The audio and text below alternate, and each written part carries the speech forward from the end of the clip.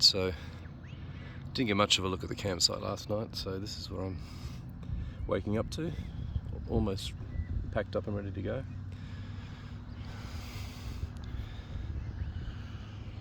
This is the unpowered, I'm in the powered section, but I'm not powered obviously. A few people moving out.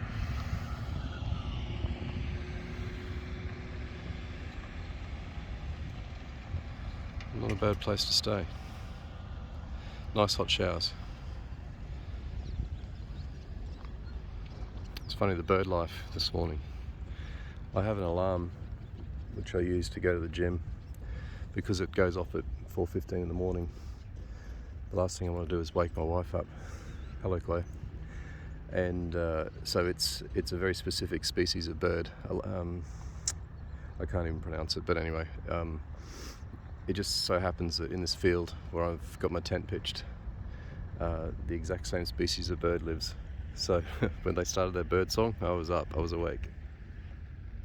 Anyway, getting on the road. It's getting late already. The sun's just come up, but it's approaching 7:45. Bloody daylight savings. Right, I'm about to head off out of Wilcannia.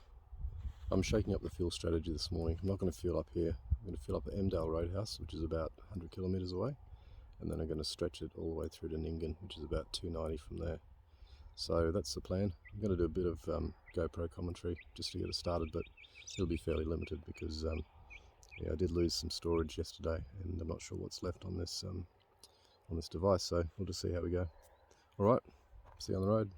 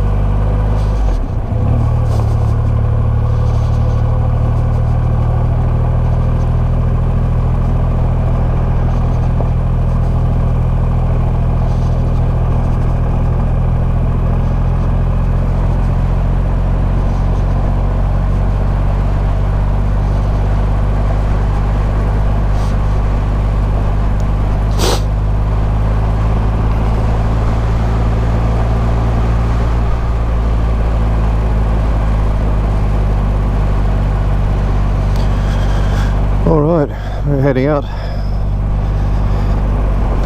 Not as cold as I thought it was going to be this morning. It's 19 degrees. I woke up just sort of on the brink of hypothermia this morning. No, seriously. It was hot when I went to bed, so I stripped the layers off and was just in a sleeping bag, and it's a very light one for obvious reasons, and I woke up just a little bit chilled, but when I had a hot shower and packed everything up, fully dressed, and if anything I'm a little bit hot now, so it's good. Alrighty now. We're engine's all warmed up, so we can give this a bit of a squirt.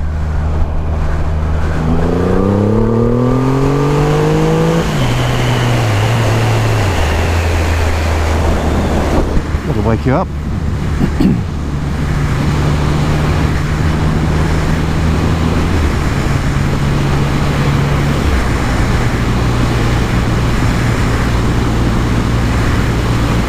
Now I've got 100 k's to go, and the trip meter is telling me right now anyway I've got about 60 k's left, but I think that's just a combination of idling the bike for a bit and giving it that squirt.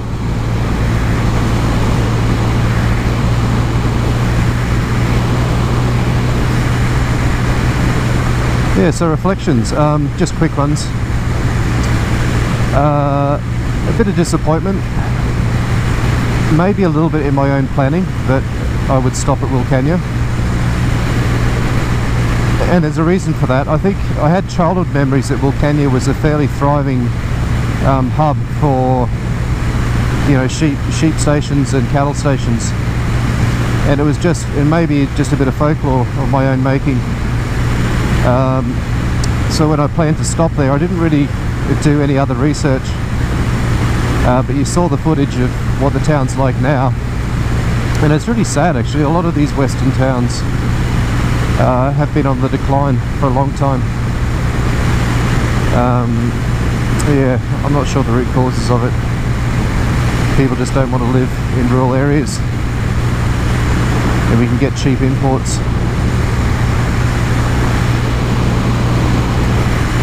But yeah, a bit of disappointment. I was pretty tired yesterday.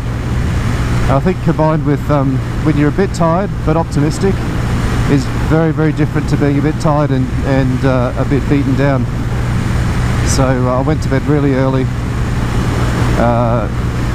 on an empty stomach, which is okay because I skip meals all the time. But I've woken up feeling a little bit like Wolverine out of the X-Men in terms of being revitalised. I think there might be a bit of autophagy going on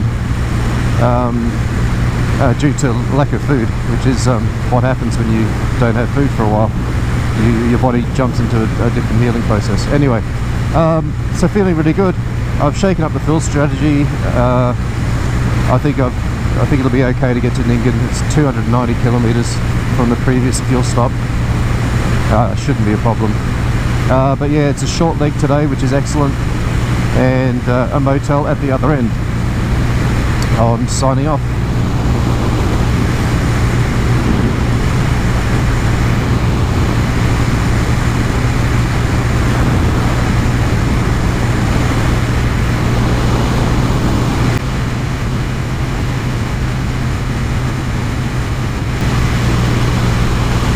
It's 7 days.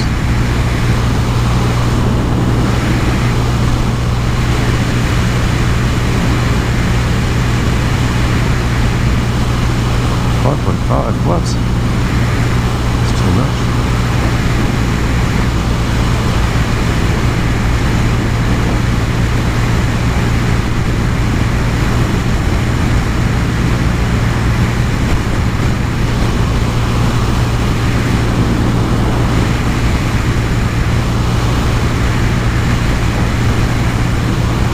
This 6 here, yeah.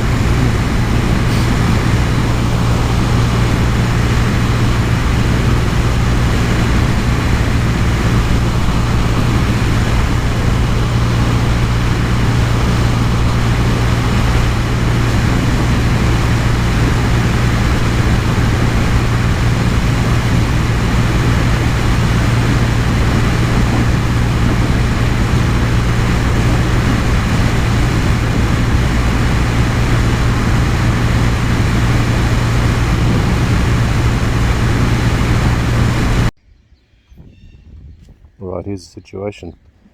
The gauge wasn't lying. Two things I didn't account for, which was a strong headwind and a rising terrain out of the floodplain, which is Wilcannia on the Darling River. So what I've had to do is turn back. I did the calculations, and even with the extra 2 litres, I would have fallen about 10 kilometres short. And that's not something I want to do today, so I came back to Wilcannia, added about 40 kilometres to the trip overall, but at least I've got a full tank of juice now, and I'm back to the original fuel strategy. So off we go again. Alright, this is SitRep, last leg before Walgett, which is the final destination on day 5. Yeah, the trip's gone pretty well. Kept the speed pretty low again, just sort of cruised in.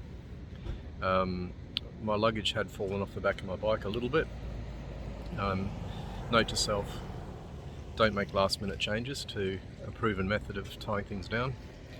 It almost dragged on the back wheel, was rubbing on the mudguard on the back for a while, but got it sorted out. So I'm having my first thing to eat 42 hours. Grabbed myself 3 cheese Kranskis, I'd love to say they're going down well, but after 42 hours, not even that amount of grease hasn't sliding down as smoothly as I'd like. Yeah, but a relatively short leg. I think it's only about 269 or something. I've got a room booked, so it'll be motel luxury tonight. And with any luck, I'll be able to get to upload some updates for you. Right, I'm going to sign out. Well, this is where we find ourselves, out in the middle of nowhere. Single lane road, grass growing up through the middle of it. Thank you Google Maps for routing me down an unsealed, let's call it highway. Fortunately I was able to download Waze. I wasn't that far out of town, and Waze has sent me on a sealed route, which is this one. So, happy days. We'll see how we go.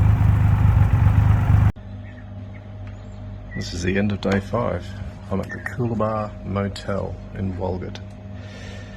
So tomorrow is the last day, and 703 kilometres to Brisbane from here, at least to the northern suburbs where I'm heading. So I'll set off fairly early. I haven't got the right cables yet still, so this is why your content has been a little bit late. But when I get to Brisbane, I'll get what I need, and I'll crack on and get the other videos uploaded. Pretty tough day today, I have to say. The Google route that I had chosen and planned for, I hadn't realised that it had selected 200 kilometres of unsealed roads, gravel roads, and I wasn't about to put my bike through that. This isn't long way down or long way around. Strictly sealed roads, please. And I'd seen the sign after travelling about 50 kilometres on the route, and I stopped immediately, and fortunately I had one bar of reception, which was rare for that part of the world. So did a bit of Googling and realised that Waze was going to be the app that would do the trick, and it was able to download as well, and I was able to use it, so that there was some good fortune today, which was excellent. And of course it was able to find me a sealed route. It was an extra 20 or 30 kilometres, and it was over some of the most god-awful sealed roads I think I've ever ridden on, but I took it slowly, avoided as much of the grass growing through the road as I could, and there were some pretty decent bumps and what we call whoop-de-doos, sudden dip and then sudden acceleration out of the dip. Had one tank slapper, and that was unexpected. I had one hand on the handlebars at the time, and I didn't even see what I hit in the road, but it gave me a really quick oscillation of the bars. Not the greatest feeling, but it was over very quickly, just more of a shock. And really that was it. It was just a long bumpy 300 kilometres. But anyway, got here safe and sound. Nothing's fallen off the bike. I did have a bit of a drama with my luggage. It had fallen off the back here, and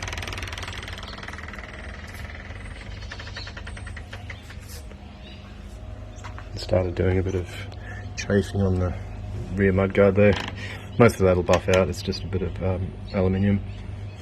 We'll see what I can do with that. But yeah, uneventful otherwise. No other failures. No other things left behind or lost. I haven't been able to get a paper map, unfortunately. When I was looking to do this trip, I searched everywhere for a paper map. They just don't make them anymore. You used to be able to go to a service station and they'd be there at the counter, but they just don't make them anymore. They're not at the counter anymore.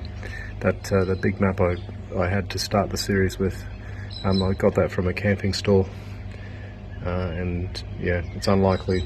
I've looked wherever I've stopped and I haven't been able to get a replacement one, so you guys have been missing out, unfortunately, on seeing where the progress actually is on a map, but never mind, did my best. So yeah, tomorrow bright and early, heading off to Brisbane. Not sure if I'm going to get any GoPro footage. Like I said, I haven't been able to access the files on that, and don't know whether there's any room left on the SD card, but I'm going to give it a try. We'll see what happens there too. Alright, signing off. Hello and greetings from Brisbane. As you can see, I'm here and I've made it. So let me give you the update for Saturday, for yesterday. So it was a journey from Walgett to Brisbane and 703 kilometres. It all kind of went pear-shaped to an extent. Wasn't a complete disaster, but let me share with you what happened. So I was busy speaking with a really lovely old couple at the motel in Walgett before I was leaving, and I wasn't stepping through my usual process of getting organised. So I was packing the bike as I was talking to them, and I made a couple of crucial errors in doing so. So as I left the motel, everything was fine for about 5 minutes in, and as I was going across the bridge out of town, suddenly the mobile phone, which was in the holder on the handlebars, just flew off, landed on the road, tumbled a few times, as you'd expect at 80 k's an hour, and yeah, it was destroyed basically. It stopped working, wasn't able to work. So so there went my navigation and means of communication. However, I had studied the route before I left, which was fortunate. I sort of remembered the highway names that I needed to go and all the towns that needed to go through. So that was okay. I was pretty confident in that. So that was all good. Another 30 minutes or maybe 50 kilometres up the road, I received a warning on the dash. Now, I'd mentioned a couple of times that I've had a battery warning on my key fob, and this warning was that the key fob had disconnected from the bike. And at the time I kind of just rolled my eyes and went, oh, there you go, there's a flat battery, that's fine, we'll drop back to a manual method of starting the bike. No dramas. So kept going. Another 20 k's I was at the next town, and has had a sudden realisation, hey, just where's that fob? And I patted myself down, and alas, had that terrible sinking feeling that the fob was no longer, and it was no longer on me. It had flown out of my pocket, which I hadn't zipped up properly. So I hadn't screwed the phone down properly, hadn't zipped my pocket up properly, and had therefore lost the fob. So I backtracked. I went 30 k's up the road, scanning the road as I went. No sign of it on the road. Then I turned back and backtracked. I put the hazard lights on, dropped into second gear, 30 k's an hour, carefully scanning the road and the side of the road, but that was fruitless because the side of the road was tall grass for the most part, so it was lost in the long grass somewhere ultimately. So then I had to come up with a new plan, which was do not let that engine stop for any reason whatsoever, because without that fob, that engine's not going to start, and that would be trip over at that point, and then having to find a way to get a new key or the bike into Brisbane. So yeah, the only concern really in my mind was how I was going to fuel it up and how I was going to avoid inadvertently stopping the bike. I sort of reflected on the ways that I could inadvertently stop the bike, and it really comes down to stalling it, and it's a pretty hard bike to stall, so I ruled that one out, but obviously made a mental note not to stall it. But the two ways that would really catch me out are being in first gear and then putting the side stand down. It's got a switch which will kill the engine for that. And conversely, probably the opposite case is being in neutral with the stand down and then selecting first gear while the stand's down. So yeah, those two things I had to be very deliberate when pulling up to make sure I'm in neutral before that stand goes down, and vice versa. I'm not going to select first gear until the stand's up. So yeah, obviously that worked. Had 3 fuel stops. Each of them drew a few sideways stares from people. You know, what's this guy doing fueling a bike while it's still running? But all in all, if that's the worst that can happen on a cross Australia trip, then you know, bring it on. It was an absolutely epic trip, which I would probably not turn around and do tomorrow, but I'd certainly do it again. Maybe a different route next time. The roads were brutal, but in Queensland and New South Wales, that's one comment I'd make, and a bit of a deterrent for going through rural New South Wales. Terrible roads. I yelped a few times when I got smashed by unseen irregularities in the road. Really deep bumps that the bike just doesn't have the suspension travel to soak up, and yeah, kind of sends a shock all the way through your body right up to your neck, and yeah, instant pain. So yeah, about 30 times I had that. It was like bang and yeah, sort of yelp. But yeah, that's it really for this series. I'm going to start a new project when I get back to Perth, so keep an eye for that. That project will be Project 67 Mini. So I've got some work to do on that. I've got an engine to rebuild. I've got obviously engine and gearbox back into the car, suspension rebuild, etc. So yeah, keep an eye out for that. But thanks for watching, and make sure you like and subscribe and share it with your friends.